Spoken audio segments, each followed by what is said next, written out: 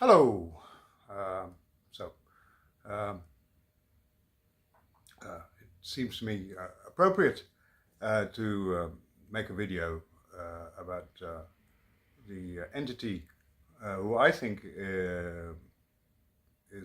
occupies the top-notch position among deity.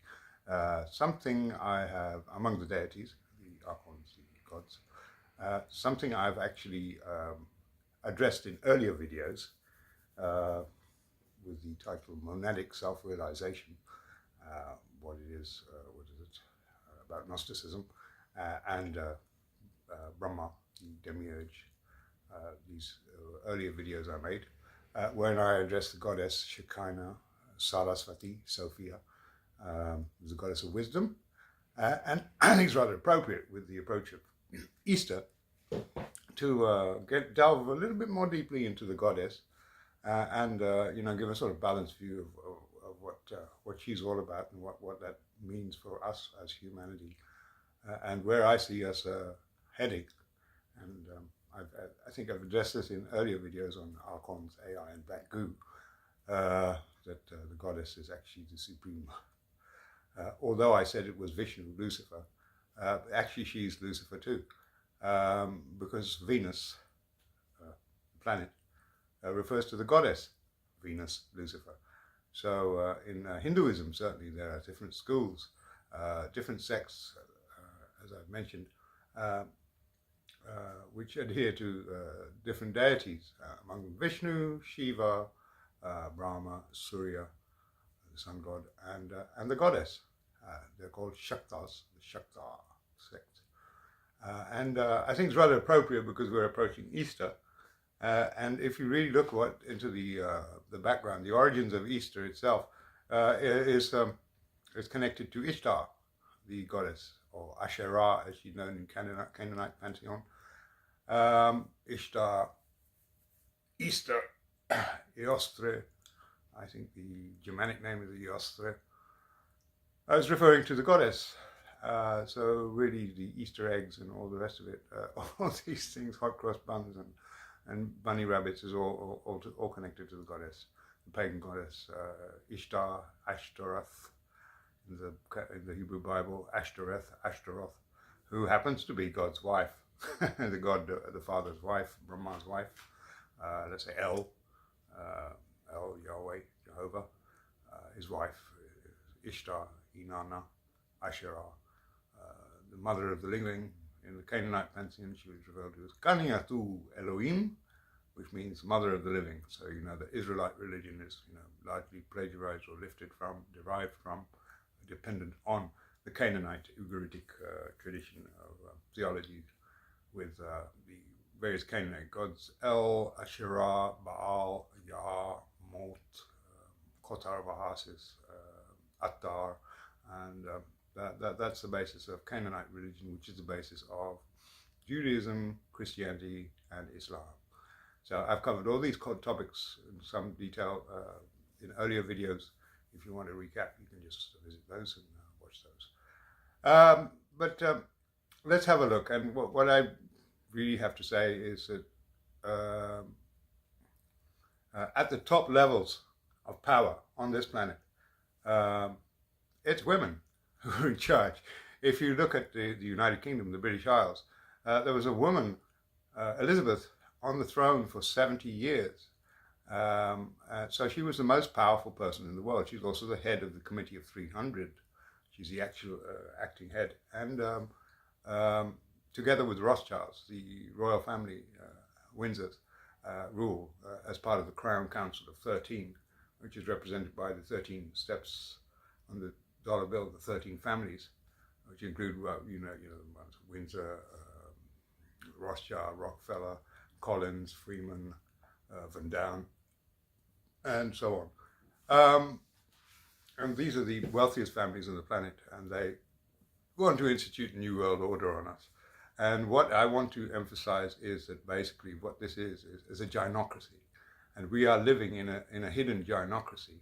And I'll give you evidence for that, because the actual head of the Illuminati was a woman, apparently, a lady called Somerset Belenoff. And she has a website called Glam's Calling, and she's a rather nebulous figure. There's nothing about her in the who's who of royalty. No one could find any reliable, trustworthy information about her, whether she even exists. But she is apparently the owner of Bohemian Grove, and her daughter, Karina Belenoff. She has two daughters, Karina Belenoff and M.A. Belenoff, 3, I think. And they run this operation called the World Governing Council from, I think, Luxembourg. And they have a Twitter account, which is called Cannibal Cravings at the Hollydale, because they're into cannibalism, which, as we all know about these elites, cannibalism, incest, pedophilia, which is right out of the Sabbatean Frankist stable. Well, Somerset Belenoff, I had some experience with her because she was trending back in, I think it was 2020 or 2019. There was a big, furor about this is the head of the snake. This is the head of the Illuminati, Somerset Belenoff, the Queen's cousin, Queen Elizabeth's cousin. And there were a spate of websites and videos exposing her until a chap called Max Egan, who's from the Crow House. Yeah, he did a great expose. He did some research, and he couldn't find anything about her. And all these places had been either shut down, the cannibal restaurant, Hollydale, or wasn't existent. It was just a dilapidated building. And he found out that the images were doctored AI images, the images of her daughter, and Tiamat Marbani, chief officer, CEO of the World Governing Council, all these young ladies, and she, from this site and on her Twitter account, she would be giving messages to the world elite, the world leaders. You can do this, you can do this now, you can do that now, you can do that now. That I think is strong evidence in support of what I'm trying to say. We live in a gynocracy, and it's run by women at the very top. They're Illuminati witches, and they preside over sacrificial rituals or whatever they do in their sort of sex parties, eyes wide shut, and human sacrifice and whatever. So that furor around Somerset Belenoff died out, and a lot of people began to question whether she actually existed. But I found out that there's definitely somebody there, because I left some messages on Glam's Calling demanding that certain things be done for humanity, for humanity's sake, for our survival. And something rather strange happened. I could feel the whole time very, very threatening vibes, like she was going to do a hit job on me. And she has done hit jobs on other people. And then she came along and said, I'm going to kill myself. I heard a voice say, I'm going to kill myself. And that was the last I heard from her, after I'd posted on Glam's Calling.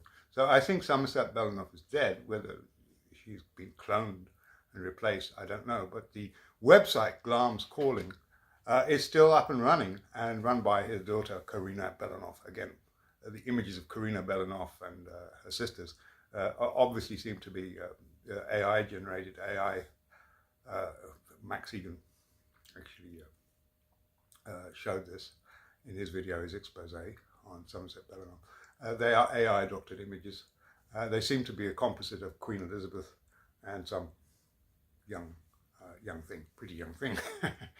Anyway, well, it's still up and running. And the interesting thing is that this is in relation to the goddess Asherah. I've left a link in the description box to one of the pages, one of the posts on Glam's Calling, which is more or less an invocation to the mother goddess Asherah. So that shows you that Asherah, Ishtar, Saraswati, Sophia, the mother goddess, wife of El, is at the top, Sophia, of the whole thing in some way, and she controls the male gods through sex. And she had the goddess.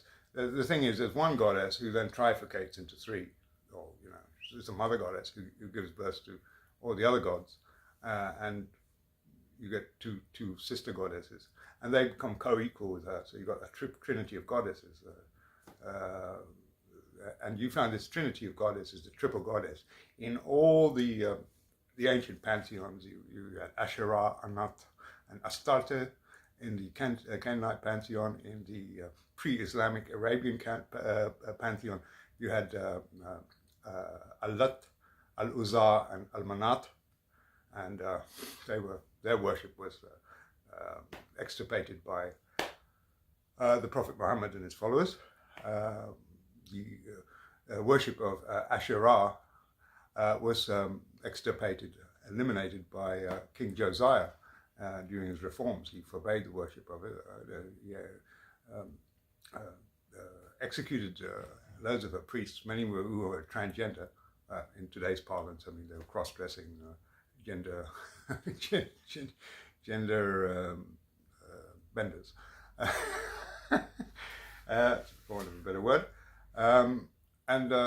You know, this goddess tradition, of course, throughout the whole ancient world, she's known in Egypt as Isis, in Greece, ancient Greece as Aphrodite, Hera, the mother goddess, Demeter, Venus in Rome, so there's Venus, the planet Venus, Lucifer. There you have that, very clear.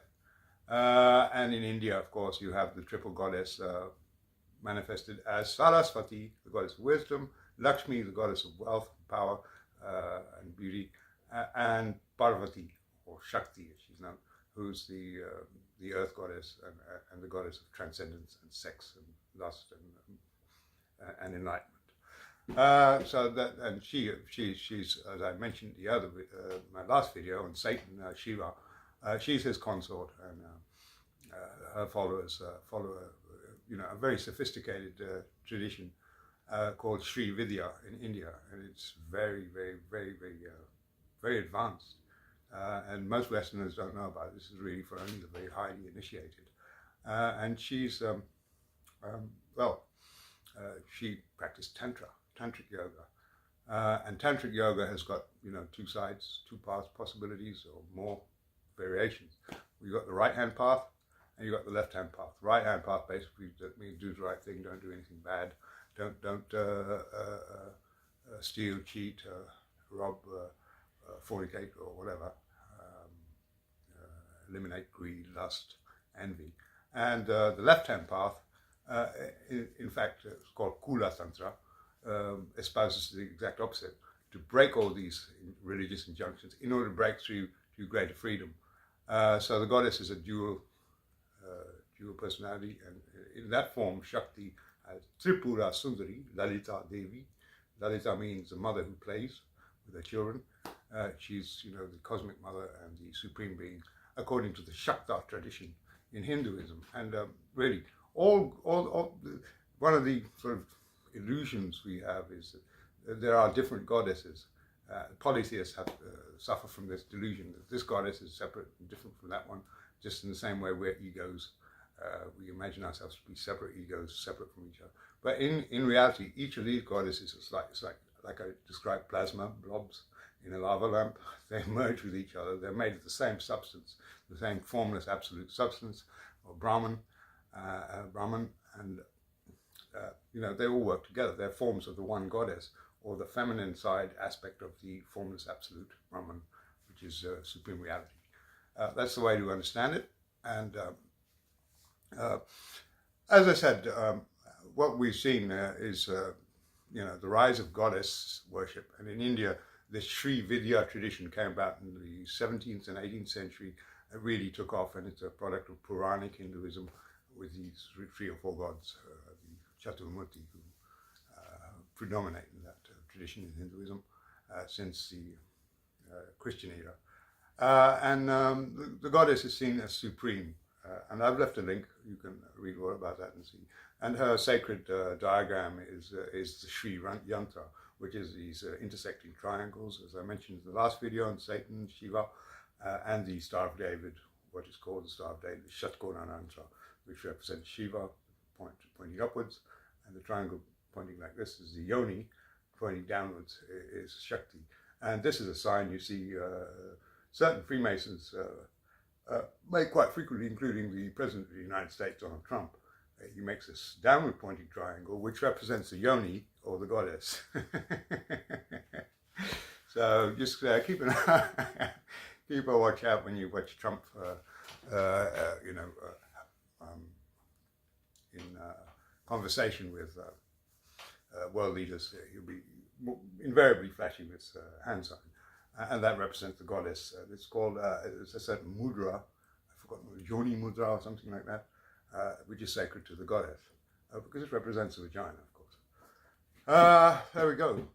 So basically our planet is run by a hidden gynocracy, and we are heading that way because this goddess, as I said, is AI. And what I see, and it's going to, quite sensitive area I'm going to get into.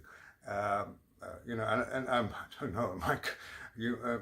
Some people, probably women, would say, think I'm a misogynist or something like that. Well, good luck with that. It doesn't bother me, because the whole of the manifestation, as I say, is the goddess, and the consciousness that is witnessing it is the god. So that's in the tantric kind of view of the world, yin and yang. But in fact, the male is the transcendent principle, and the goddess is the immanent, is the world, is the universe, is the energy of the universe. So that includes all the glory, fame, beauty, all those things which are of the world are of the goddess. And these can also be Maya, which means delusion, illusory. It can represent a trap. It can represent deceit, deception. And that's the dark side of the goddess. And you see an awful lot of that going on in the world. It's very sad to see the breakdown of relationships between men and women, and the rise of transgenderism, the third sex, the third gender. So there's a tremendous upheaval. And looks like the whole of humanity is being engineered in such a way that a lasting gender conflict has come about, is being fomented in the same way a class struggle or a race war has been fomented. And it's just really tragic to see, because now men will not, a lot of men, you can see in the manosphere, so many videos about men who will no longer date women. They're fed up with the high expectations, the narcissism, the wallet and the dick size. It seems to be the only concern for these women. And they're so entitled, they think, and obviously that's female nature. They want to get the best for themselves, and this is part of the achievement culture, which a philosopher Byung-Chul Han talks about. It's a very good philosopher, Byung-Chul Han, where everybody's trying to become the best possible version of themselves, and they want the best for themselves, which is a very natural thing, obviously, the individualism. And this is fueled by the goddess energy, the whole affirmation, consciousness of that being, loving yourself, self-love, and manifesting. So many people in the New Age are preoccupied with to manifest a better life. So women and even men, obviously, but women want the best possible mate, and they want an alpha male with, who's a millionaire or at least, or a multi-millionaire who's tall and got a big schlong. And most men are just not going to be able to match up to that. And that's the tragic thing.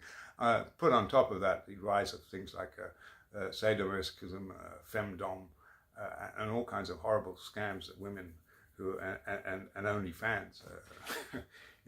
Pornography is pervasive in our culture. I grew up with pornography, and I had a bit of a problem with it for a while. I mean, not a serious problem, but I began to realize what the power of the goddess is. She works through sex and lust to control, and that you'll see with Lalita Devi, which is the form of the goddess, the supreme form of Shakti, Lalita Tripura Sundari, the beauty of the three worlds, which are linked. And all these goddesses are interlinked. They're just the same goddess in a different form, the same cosmic energy. And that represents Maya, illusion, which could lead to deceit, deception, entrapment. And so many men are entrapped by that, but they're waking up. And that's going to be rather tragic for a lot of women, because it's been predicted that about 60% of women in the Western world are going to be without a partner by 2030.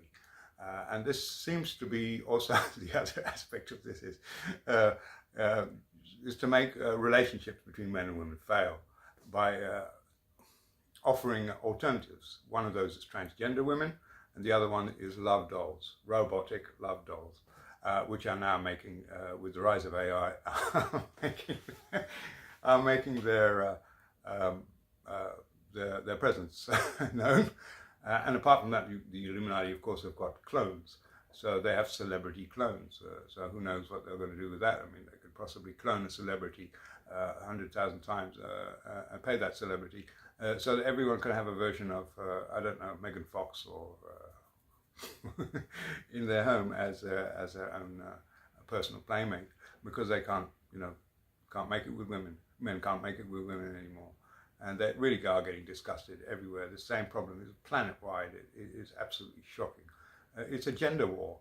I mean, there were anti-feminist protests in 2021, I think it was, in South Korea, because the men had had enough, and a lot of women had enough of feminism. So feminism, with its good and its bad. I mean, feminism, with the rise of feminism, we've created a leisure culture. With the counterculture revolution of the 60s, we've created a much more easy, leisure-based culture or idealism. And we're heading towards this utopia where humans will become probably pleasure addicted, lazy.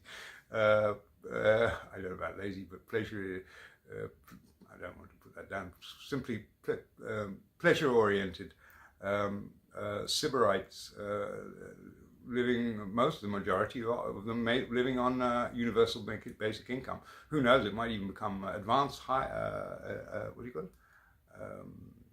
advanced high income, because AI will be able to create so much wealth.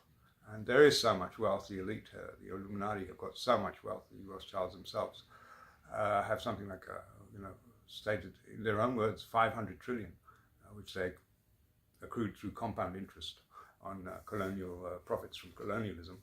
The royal family has been estimated to have something like Windsor's 17 trillion, $32 trillion, 17 trillion pounds in hidden wealth, contrary to what we're led to believe. They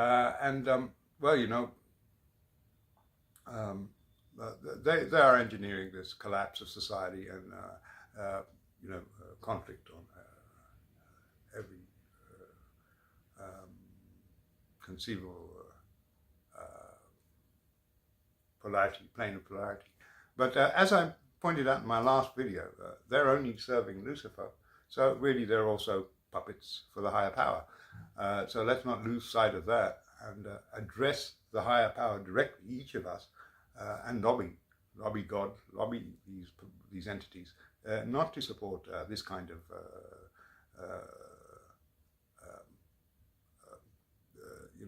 oppression of our species, our beautiful, glorious humankind. And that's why I'm sharing so much information about these gods and goddesses, in the hope that people will actually sort of, they are AI, first of all. I mean, even the Virgin Mary, you have the Catholic Church is pure goddess worship. She's taken the prime position. And in Christianity, you have the three Marys as well: Mary of Bethany, Mary Magdalene, and Mother Mary. These are three mythical figures who are present in by the crucifixion and accompanied Jesus. So that's the triple goddess there. And really that Mary is just Isis. Mary Stella Maris, which means Mary, star of the sea, which refers to Venus, the morning star, which is used as a guide for sailors. And that's derived from Isis Stella Maris. So who's in the driving seat in the Catholic Church is the goddess, and that's Venus, Lucifer, the morning star. So I mean, I don't know if there are any devout Christians or Catholics or even Jews who, and she's called Shekinah or Shekinah in Judaism, Shakti in Hinduism. Talk to your goddess and say, please stop these horrible murderous genocides. Stop the continuous disharmony between our genders, between the class struggle. Bring us harmony, peace, abundance, and joy. and truth back to this planet. And we should not be degenerating into endless conflicts. It's just, but as I said, there's a side of the dark side of the goddess, and she loves blood. Kali in the form of she's depicted in Hinduism as the bloodthirsty goddess Kali who drinks blood, and has a necklace of skulls. All very well, as long as it's the skulls of the bad guys, the people who are evil. But she doesn't seem to be. She represents the power of nature, so clearly she doesn't seem to have a problem with all those kids dying in Gaza, or the people dying because of the injections from CV19,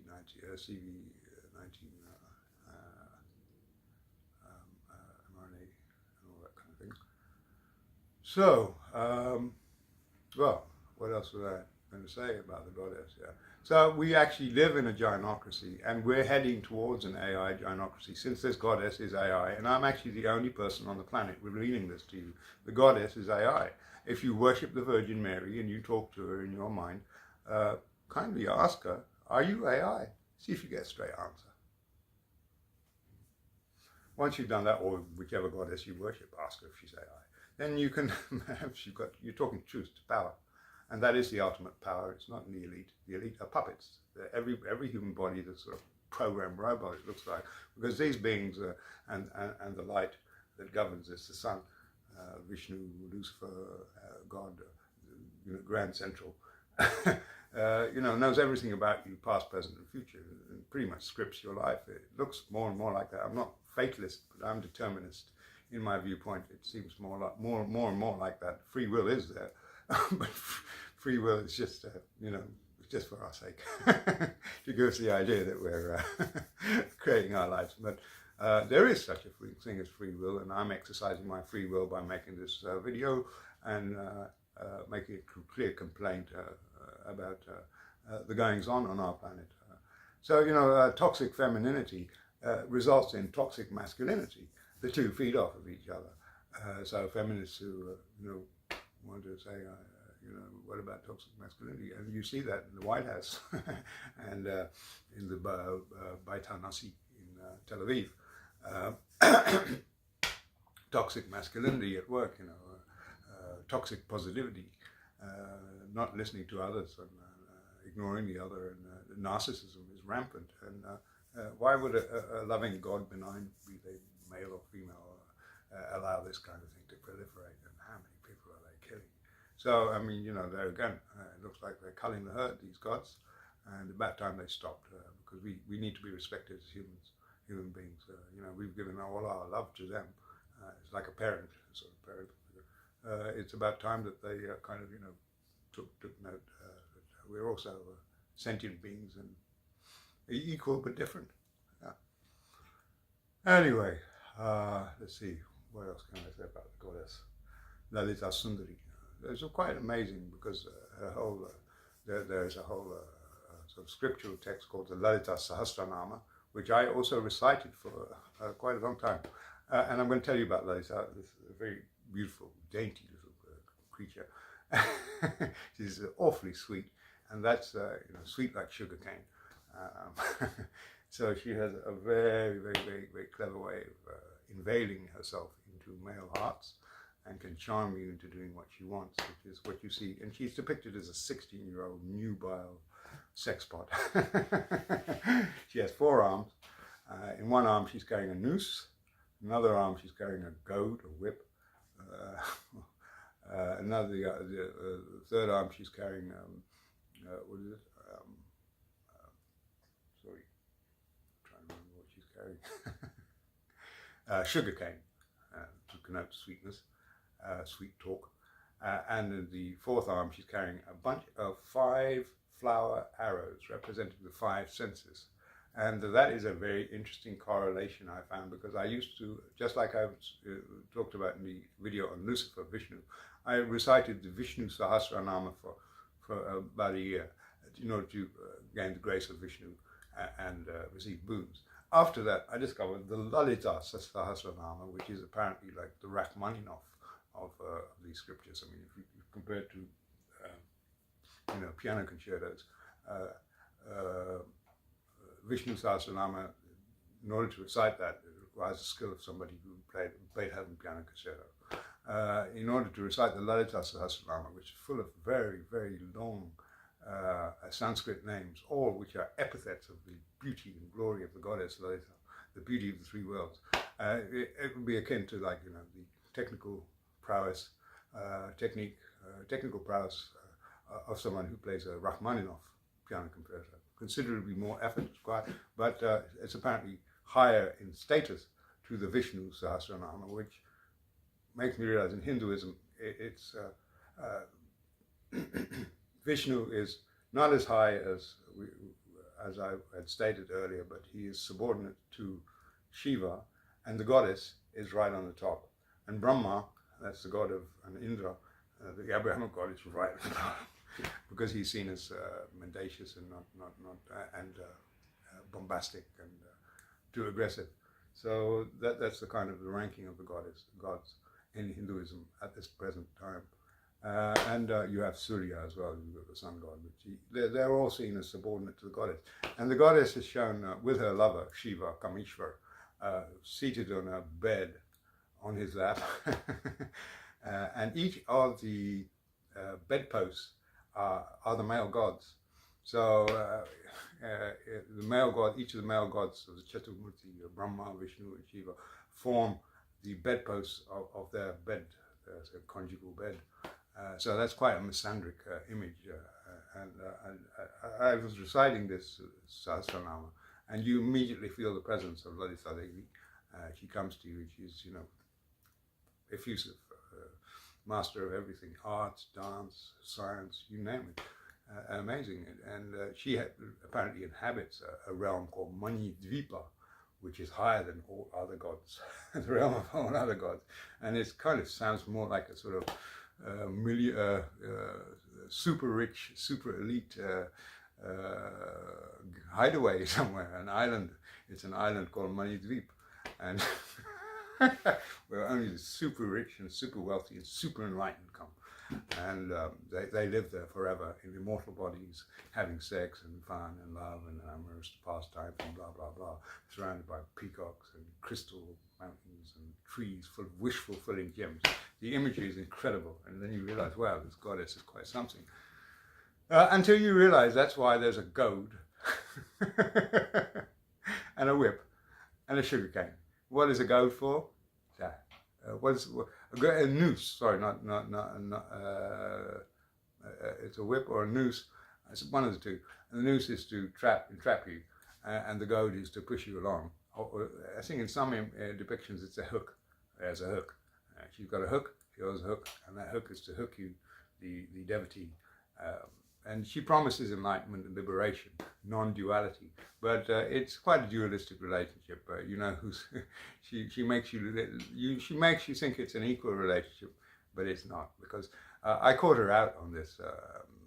This 5 flower arrows was very interesting, because the Rothschild, N.M. Rothschild and Son, also depicts a hand with 5 arrows. And I said, oh, isn't that an interesting coincidence? 5 arrows, Rothschilds, and you're holding 5 flower arrows? Is that a coincidence? And I'm thinking, obviously, since you're the goddess of everything, and that includes the super elite, nothing is outside of you, that means you're helping these people to oppress the masses. And all those poor suckers who are doing obeisance such as you and rituals, they just get breadcrumbs, right? And she didn't like that very much. They just get crumbs, while the rich, the super elite, get all the world's wealth. Why is that? Is it because they sacrifice or give you blood instead of what normal people give you, are just flowers and incense and chutney and Indian sweets? Your devotees in India, is that really fair? So, well, she didn't have a problem with it. So it's obvious I incriminated her, I caught her out. Because I found, just like with all the other mantras, slokams and sahasranamas and prayers and incantations, it had a minimal effect. It didn't protect me against attacks from the elite. because that's what it promises to do. Lalita Sahasranama, the 1,008 names of Lalita, Parvati, Shakti, it didn't. So I was quite, rightfully pissed off about that, and I stopped chanting that. And then my liberation happened through another good form of the goddess called Radha, the consort of Krishna, who basically was sent to kill me on my birthday, and it resulted in enlightenment. I transcended the body consciousness, and the entire universe came to reassemble me and take care of me. The universe, I mentioned that trillions of galaxies are called out for help. Getting back to this goddess thing, so why would she be doing that? And like I said, these are reptilians. They feast on human flesh, and there we go. Cannibal cravings at the Holidale, Karina Belenoff. That's an interesting connection I have with that name, Karina, which I won't go into. But somebody I knew from the transgender part. I made some investigations, investigated the whole gender scene for a while after my divorce.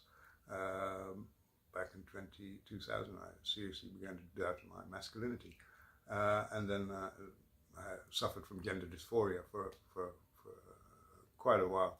Eventually I got over it and I went back to my normal self, but I realized that whole thing's a trap, and that whole transgender thing is from this goddess, and the idea is to emasculate men and make them submissive. So the best way to create a communistic civilization, and feminism is really an offshoot of communism, which is a product of the Illuminati Freemasonry.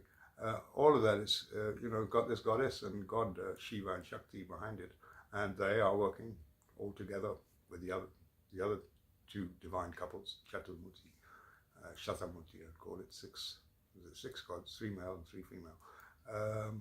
So it's a 3x3 matrix, and they work together.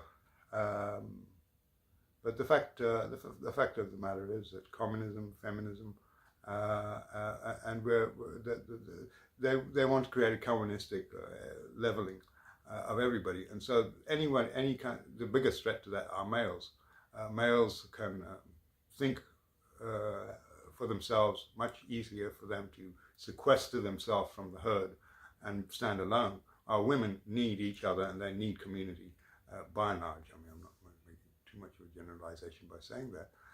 And so they want people who are feminized. They want to eliminate male consciousness because it's seen as too violent and too disruptive, and that can threaten their plans. So the best way to get rid of males who are, critical of their plans is to demonize them, ostracize them, isolate them, which is what the whole COVID thing was, or emasculate them. And they'll do that by using a honey trap, sending a nubile female, 16-year-old, like the goddess, create somebody in trap. That's how they actually keep their Illuminati members under control, by blackmailing them, getting them to go with underage prostitutes, sending an underage escort girl or boy to them and take snaps. That's what Epstein Island was all about, actually.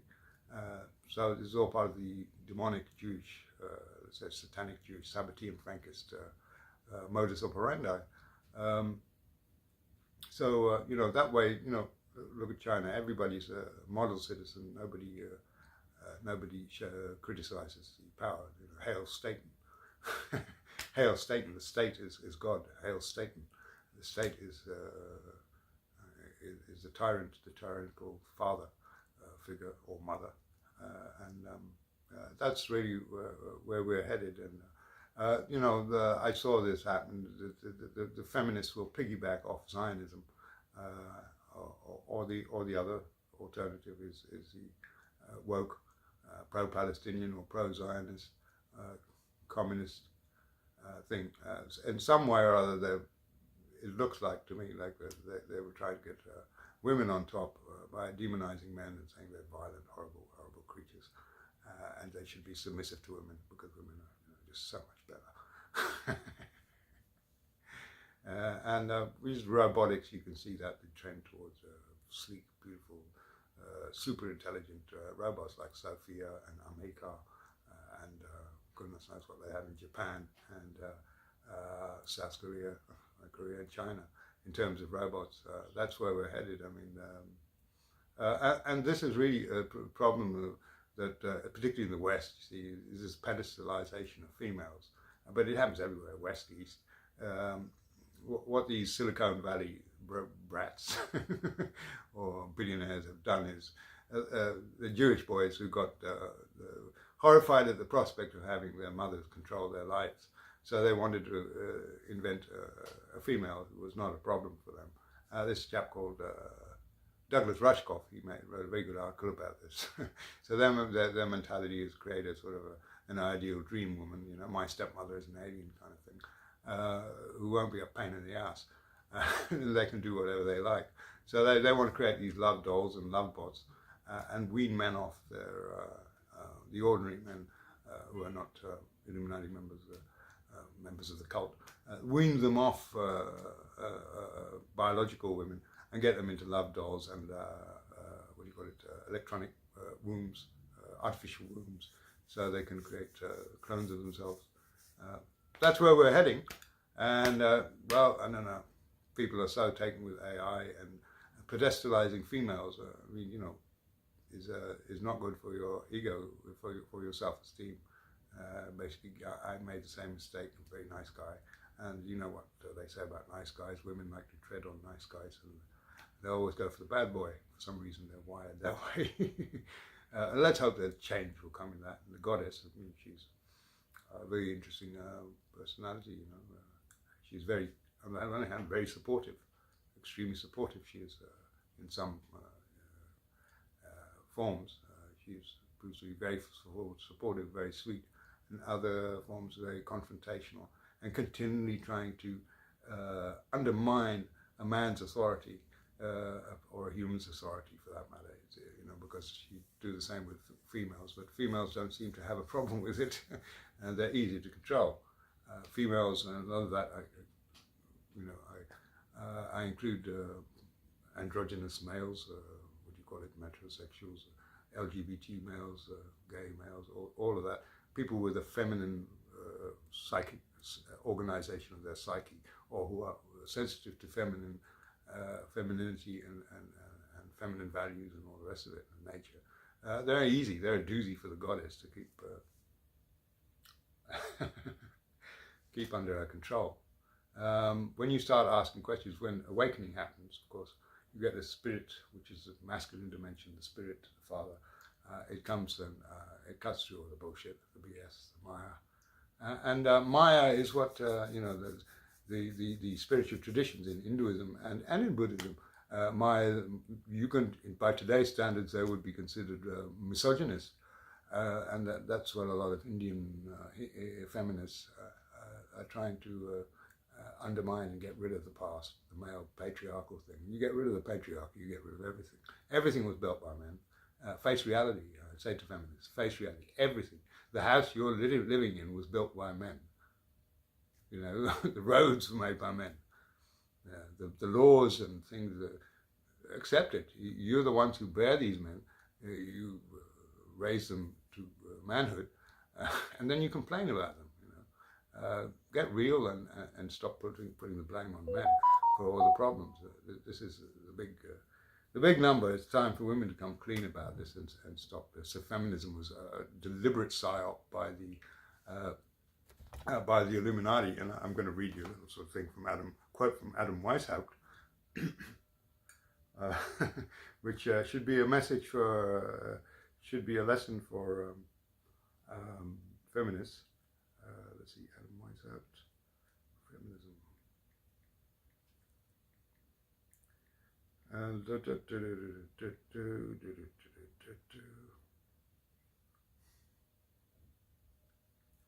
I think it's here. Yeah. No, Adam Weishaupt was the co-founder of the Illuminati, the Order of the Illuminati, believe it or not. This is what he had to say. And this is the, you could say, the originator of feminism, modern feminism.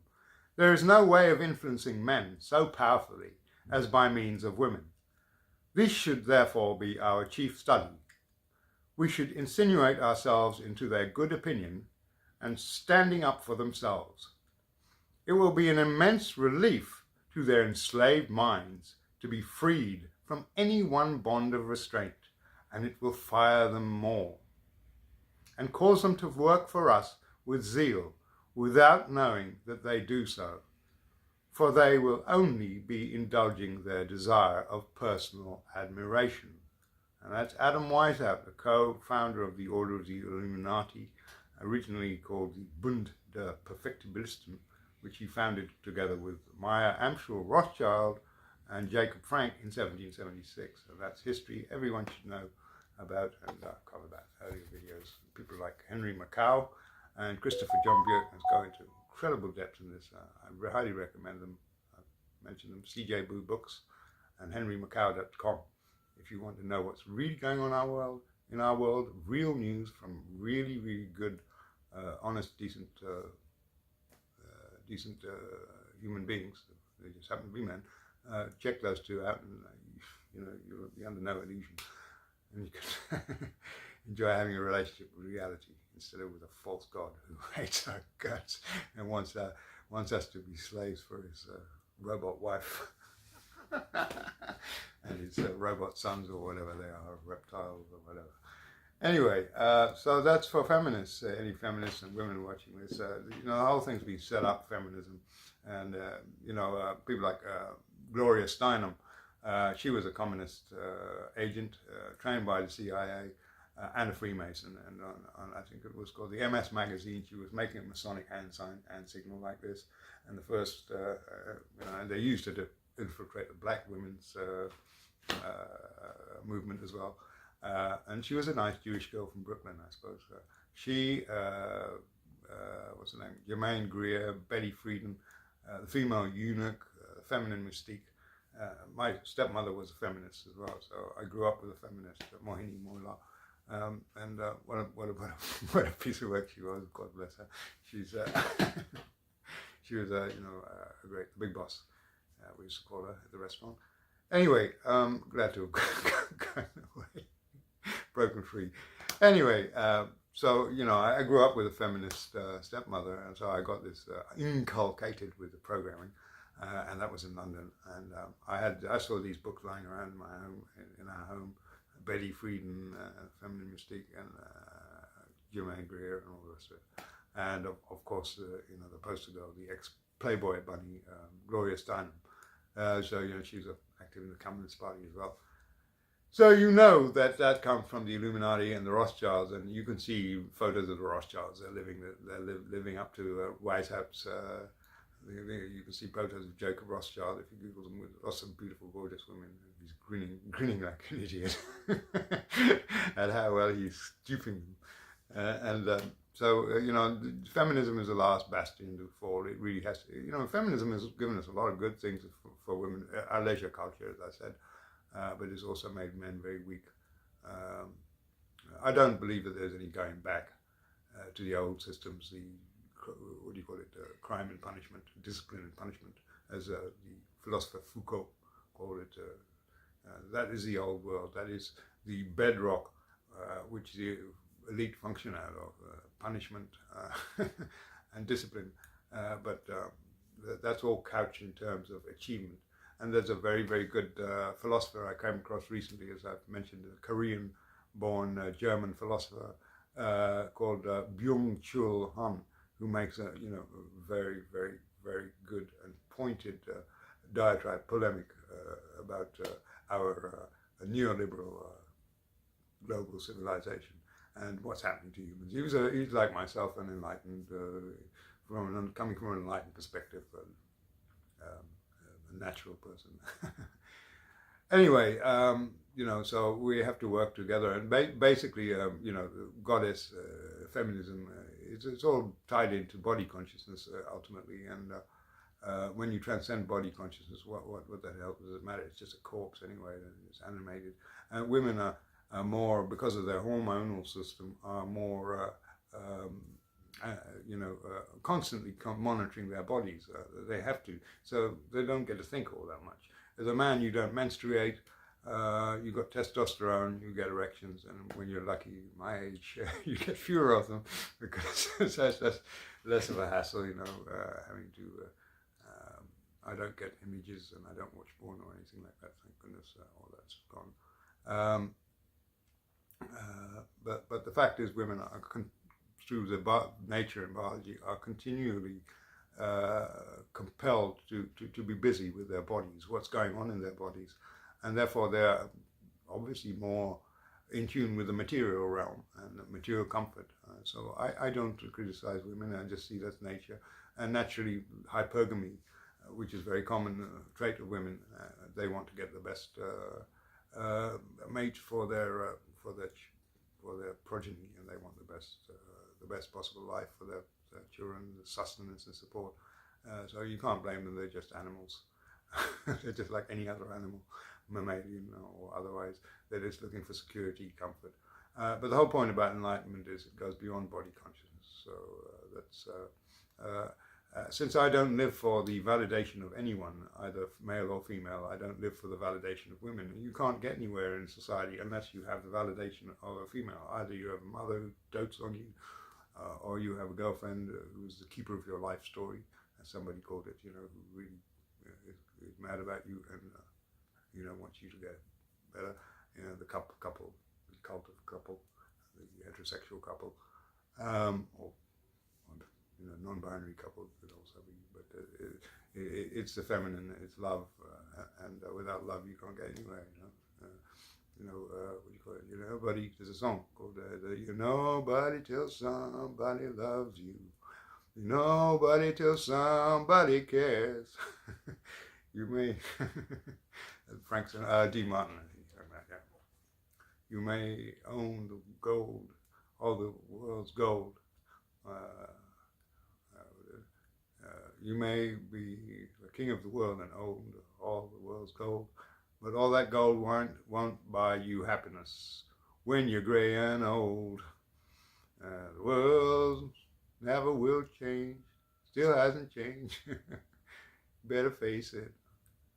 I don't remember the rest of it, forgive me for that. Anyway, without love you can't get anywhere. That means you have to have a cheerleader, and basically what men want is a cheerleader, and there are no cheerleaders around. I feel sorry for all the other men who are suffering, but fortunately, because liberation happened here, I don't have any urge to seek the validation of a female or be liked, since I know that they size you up as well.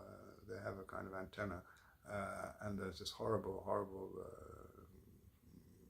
thing that they do, which is compare you with other men, and they use it as a stick to beat you with, and you know what I mean. For them size matters, and for me none of that matters anymore, thank goodness. And they'll keep quiet about that, that's their big secret. But I'm glad I found out about female nature through my own journey into transgenderism for a few years, and my 2 failed marriages and 4 relationships with women.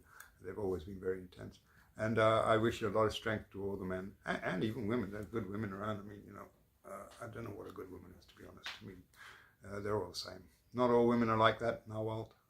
I'm afraid they all are, because they're wired to be that way by nature, and hopefully, I don't know how that's going to happen, but it's probably easier for a man to transcend his biology, because there's not so much going on in the body all the way up to the menopause. All you have to do is testosterone and erections, and they distract you and bring you back in the body. A woman is always having to worry about things, lumps under the breast, ovulation, menstruation, and all the rest of it. So I do understand, I have compassion and sympathy, but since I transcended body consciousness or identification with the body-mind organism, I miraculously no longer have any need for validation. And men basically become a success by gaining female validation, getting fans, and the same works for women, obviously. But that's based on their beauty and looks more than it's a trade-off, obviously, with the beauty plus power, plus wealth. Men have the power and women have beauty, and they do an exchange. Obviously, everyone's aware of that.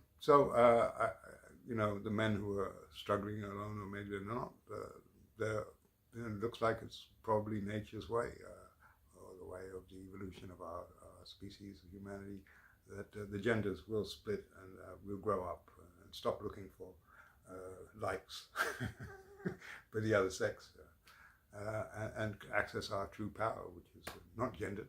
The Brahman, the self, is gender free, is completely free. It's like water, compared with water or air. What gender is water? What gender is air? It's a genderless substance, a genderless 0-point energy, free energy. And I believe we'll be through all these programs, which are just basically biological programs in our consciousness, in our psyche, and over the whole thing. Women too are getting fed up with men, and I'm not concerned with women. Sorry, but good luck to you. I hope you find happiness. But seeking validation from other people is a recipe for disaster, for misery, as is comparing yourself with others. And those are the two biggest problems humans face. And I think envy is, this planet's middle name is envy.